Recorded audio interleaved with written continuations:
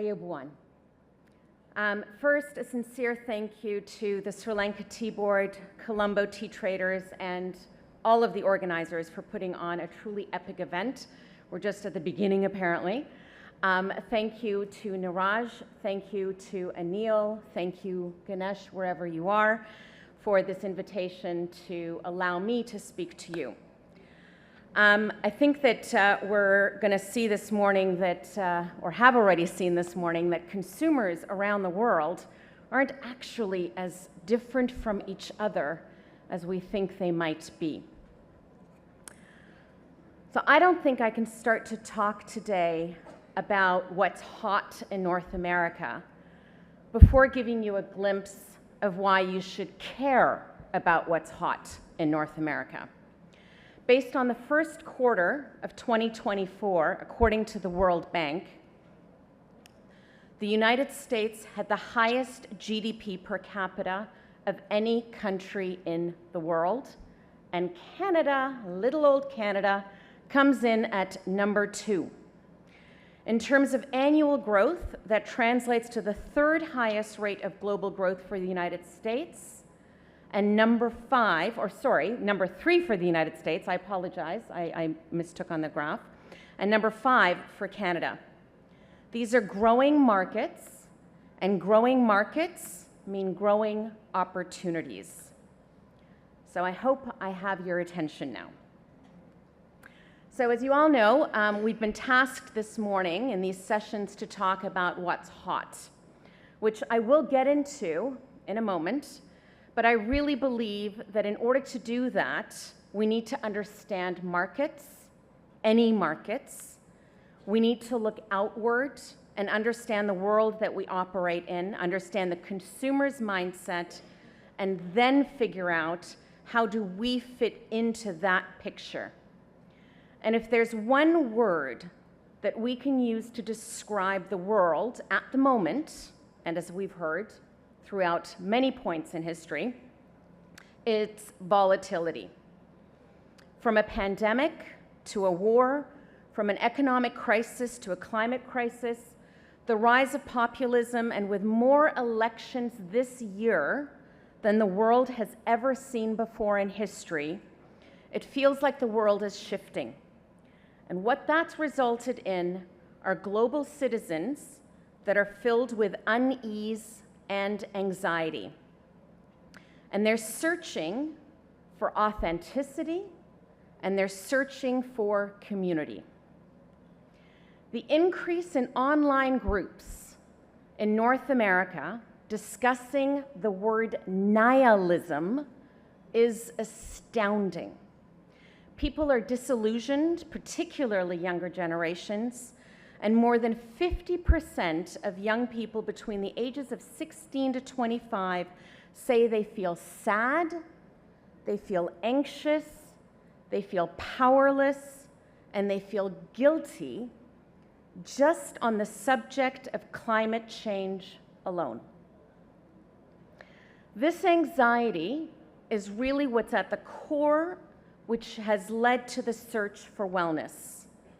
And we need to understand that wellness is more than just physical health, wellness in this case, because volatility and nihilism is the need for mental wellness as well. People everywhere are searching for a work-life balance, more valuable friendships, and inclusivity. I'm sure that it won't come as a surprise to anybody in this room when I tell you that our use of Teams has increased by 252% between 2022 compared to 2020. It's a huge number. And to be clear, the desire for wellness spans across all demographics. By 2050, 1 in 6 people around the world are going to be over the age of 65. That's almost twice the amount that there were in 2019. So from young to old, North Americans are looking for a way to living better and living longer. So, what's hot? Wellness. This need for wellness has us all looking for ways to improve our bodies in every single way. From gut health, which had 5.9 billion views on TikTok, to cognitive health, to boosting our immunity. The desire to do better and be better crosses the generational divide. And if you're paying attention, you should see that all of these wellness trends lead down the exact same road and to the same path, which are functional beverages. For some of our products, that means including additional benefits to the tea. So botanicals, for example, with benefits. Don't be afraid of botanicals. It is tea's friend. So using ginger for focus or valerian for sleep. It could mean adding vitamins and prebiotics. But does it always have to include additions? I'm not sure that it really does, because at the end of the day, what is tea, Camellia sinensis, if it's not a functional beverage in and of itself? What's hot? Flavors. Goodbye to heavily sweetened drinks and say hello to complexity. Consumers today aren't looking for plain old lemon and orange and berries. They're looking for complexity, such as ginger puree and tamarind syrup. They're looking for flavors like pomelo and yuzu. They're looking for wellness in the most natural possible ways. They're looking for bitters and balanced bitters and layered flavors, which is part of that sober, curious trend that Sharon's already touched on. Because these consumers are on a search for things in their life that's going to make them feel better in this nihilistic world that they believe they're in, they're demanding a far more sophisticated flavor profile than we've ever seen before. And when I say they're looking for natural, that includes their source of energy. Brews and concoctions which are going to increase energy in every single part of the day. They're stepping away from monster drinks and Red Bulls to natural energy products. What's hot? Artificial intelligence. Regardless of how you feel about AI, it is changing the world. And it's changing it at a faster pace than any of us can possibly imagine, and I bet you it's changing it in ways that you don't even realize.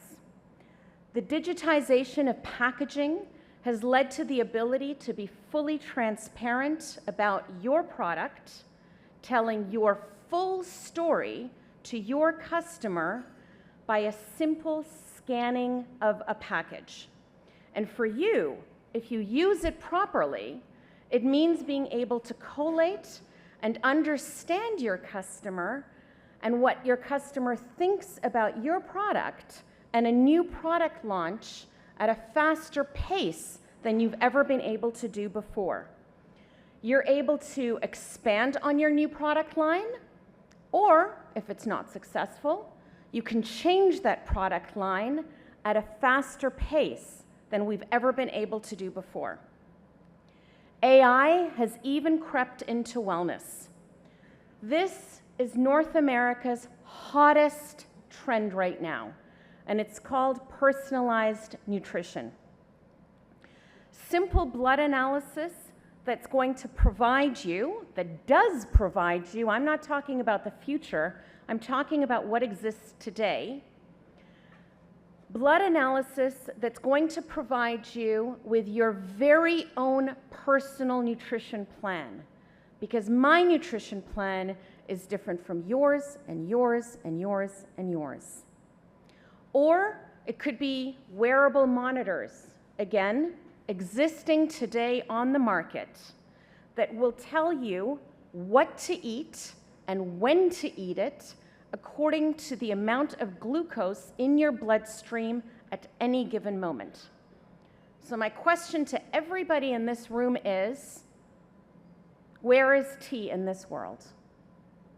Are we paying any attention to how we fit into this wellness world? We have the ability with our product to create connections and community. We have the ability with our product to make the world feel a little smaller and a little friendlier. The oversaturation of choice that we're all faced with at every single turn has led to a need for quality over quantity. We should be offering something better, not just something more. Our innovation needs to include sophistication with flavor as well as with technology. And we need to push our boundaries beyond our usual messages, our usual health messages, to speak to the needs and desires of today's consumers. I agree with you, Dr. Fernando. Our ambition to grow this industry needs to be beyond getting tea drinkers that already exist to drink more tea.